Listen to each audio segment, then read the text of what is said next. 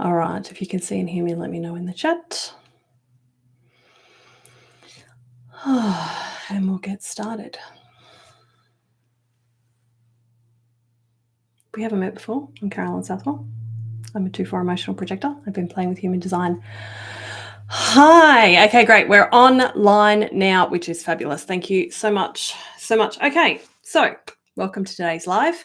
I think my camera is still a little bit off center, which is going to drive you visual people bonkers. So there we go. That's a bit better. All right. Today, we are talking about selling as a projector. And this video is coming about because I had a question from somebody who commented on one of my other videos, which I'll go over in a moment. But what I wanted to start by saying is this video is going to be useful for you if you are a projector in human design, or you are another type who's trying to understand how the heck do I help my projector client, loved one, spouse, whoever, adult child.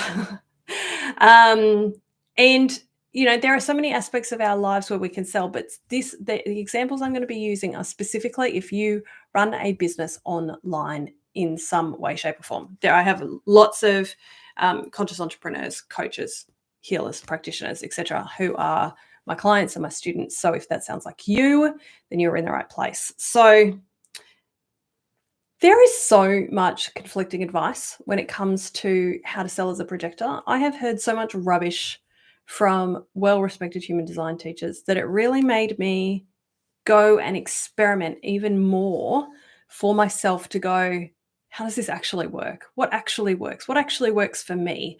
What is working for other projectors in this space? So on top of the theory, looking at the theory of what it means to be a projector and what it means to be a projector in business, I then laid on top of that my own experimentation and a whole lot of observing of what worked and what didn't. When I would be in the online space, I would pay attention to I know that person's a projector. Do I like how it feels in my body when they're selling to me? Or the way that they sell. Oh, that person's a projector. And actually, I really love the way they just sold to me. What did they do different? Right? So that's your first clue, is like, learn the theory. Like, you know that you need to wait for an invitation. You might have to do some experimenting to go, what does that actually look like for me, for my specific business? Your business is going to be either a little or a lot different from mine, but your design is going to be, even as a projector, your design is going to be a little bit or a lot different from mine, because as projectors, there are so many possible configurations that you can be a projector and be a little or a lot different to the next 10 projectors that you meet, okay? There's a lot more variation with projectors. So if you're on live, you are welcome to ask questions in the chat. I probably have about 20 minutes today. I want to run through the things I've scribbled down on my paper.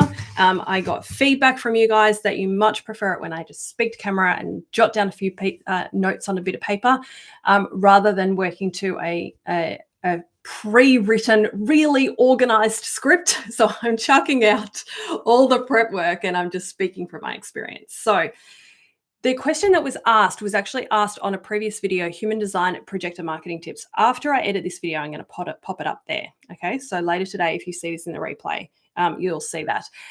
It's a really good video. It has 3 do's and 3 don'ts for projector marketing. And if you are fairly new to being in business or to knowing that you are a projector, that would be a really useful video for you to watch.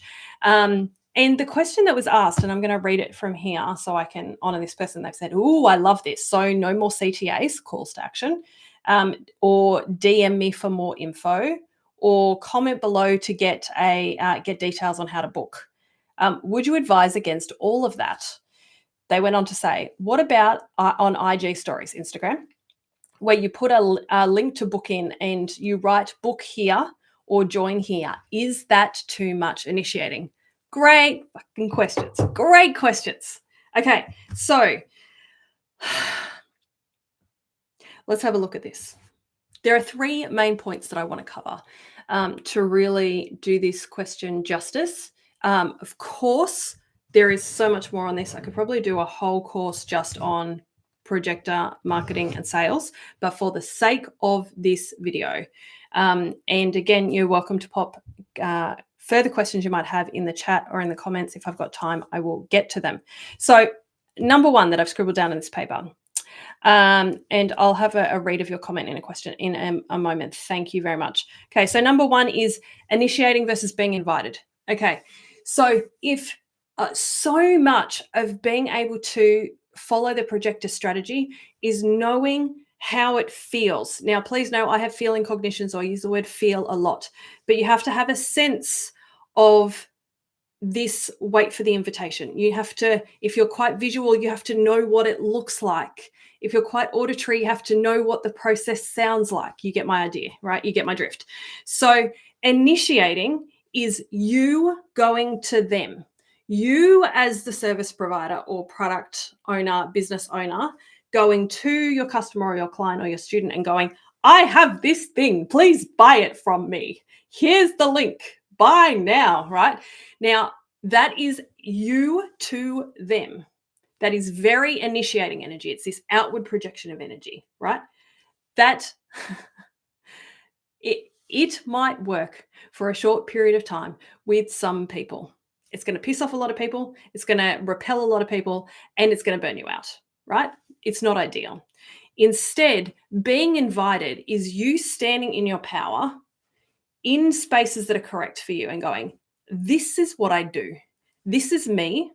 This is the service or the product or the software or the thing that I offer, and letting people come to you, right? So I want you to think about it. Initiating is you to them. And as a projector, you want them to come to you. That means you have to value your product, your service, your software, your thing, your gift, your magnificence, and then wait for people to come to you. Okay, so that's point number one. Point number two is that when they come to you, they need to be able to have a way to buy from you. Now, that's easy when we do business in person because they'll just go, oh, hey, how do I buy that thing, right? But in the online space, that means that you do have to have CTAs, calls to action. You do have to have, now, whether it's gentle, subtle, snuck in a subject line of an email newsletter, or it's in your bio on Instagram, or it's, you know, in your profile on LinkedIn or wherever it is, there has to be a way for people when they come to you to go, oh, I want coaching with Carolyn. Where's the link? Oh, I want to buy her book. Where is that? You know, and they need to be able to go and find you and give you money because you are in business and you need people to give you money for the thing that you are providing in the world, okay? Because that's how this game works. It's a value exchange, right? So let me just have a quick look at my notes. Okay, I've also got in here subtle versus pushy. So I have seen a projector who has been in business for almost as long as me and who has been working with human design almost as long as me, who has done an incredible job of building a massive, gorgeous, aligned business. And she is very, very direct and very unapologetic about the way she sells. And it's beautiful, right? But her social media presence is very small. She just shows up and is her. And she just drops links so that people can buy stuff. And then it's only once they get on her email list that she's like, here's a story. Here's the thing that I'm selling. Here's why you need it. Here's who it's for. Here's who it's not for. Buy now, right? With countdown timers and everything, right? But it feels so clean to me. It feels so clean, right? Now, I've seen other projectors show up in my Facebook feed with ads, and my skin crawls the moment I see it, right? And for me, as feeling cognition, if it feels bad in my body, that tells me everything I need to know. So for you to know how direct you should be versus how subtle you should be, there's going to be differences between different projectors. And you need to experiment for yourself about what feels right for you. How direct do you feel like you could be? How direct does it feel is correct for you? Now, one thing to keep in mind is like I will sometimes mention specific things that people can buy, whether it's in these YouTube videos or in my email newsletter or any of the other places that I create content online. And my guiding principle is usually What is the next logical step? Like if I have just explained a problem and somebody wants to solve it, what's the thing that they need next? Right? So I'm not thinking about, oh, I have this program to launch and I have to sell it. I'm going, if somebody just listened to or read that and they went, oh, that's me, then how's the next way that I could help them? And then I just put it there in the email or in the, description below these YouTube videos. So then people can go and they can come to me and they can choose the next step if it's correct for them. Okay, so I'm going to do point number 3, and then I want to read this question. So, point number 3, if they DM you or they email you, so they have reached out, they have come to you and they've said, I want to know more. So let's say you've done what this person, let's go back to this question and what they said. They said, this person obviously does a lot of stuff on Instagram. So they've said, what about DM me for more info or comment below on how to get details to book? So if you do that and it feels good to you, it feels right, it feels aligned, it feels clean, it feels like just the right way to engage with your specific community, who will be different to mine, on that specific platform, because each platform expects different behaviors from their users, then when somebody shows up in your DMs or they've emailed you or however you've told them to interact with you, what I want you to think about as a projector is, does this person appear to really want what I have to offer? Does their language show me that they're valuing my time, that they appreciate my content? Do you feel recognized by the way that they're showing up?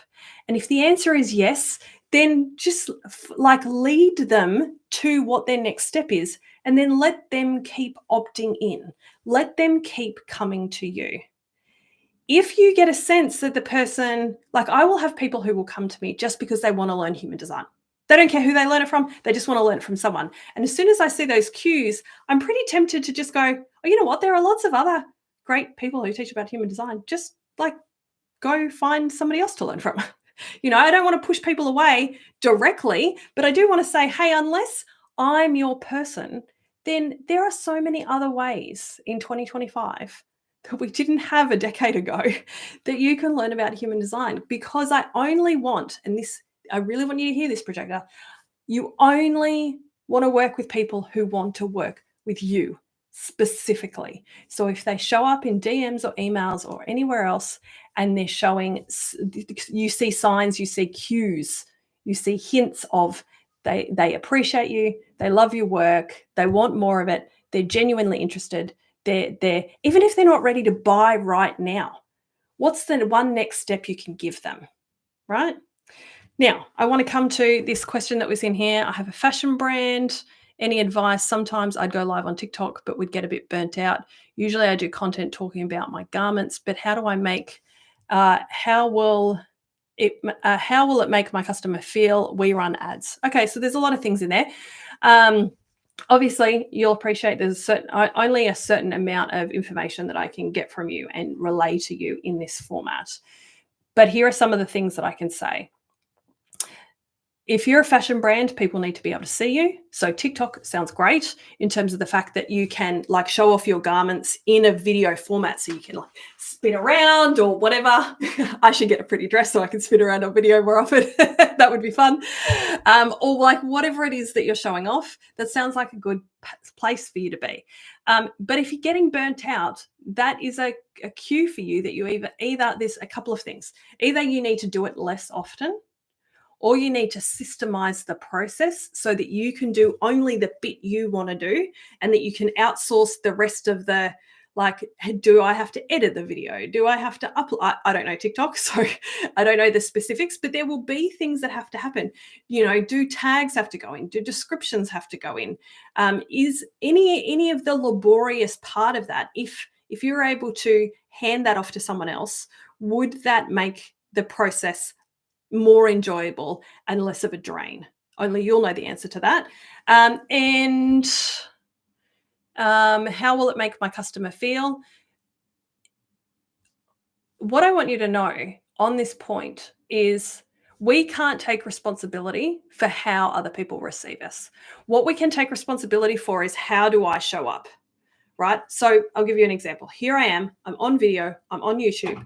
Um, it feels correct for me to take questions that I've received from the community and answer them this way. So it is correct for me to get on video and go, here's a transmission of what I want to share that I think will be helpful.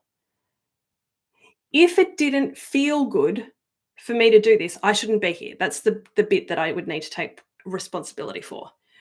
But I can tell you from reading the comments that there are some people who love the way I show up on video, and there are others who don't. And that's not my responsibility, and it's not within my control. So, how other people receive your stuff on TikTok is not in your control. What's in your control is, do you want to be on video? Do you want to be on TikTok? Do you want to be displaying your work this way? That's the most important question to ask yourself. And like, are your ideal customers on there? Are people who are in a position and wanting to buy your stuff, are they on there? Okay. And you can apply this for all the other projectors who watch this, beyond this person who's asked a specific question about a fashion brand. All of the things that I've just said apply to you too. Are you on a platform that you like? Is it correct for you to be there? Do you want to be there? Are there other parts of the process that you can outsource to other people so that you can do the bit that you have to do?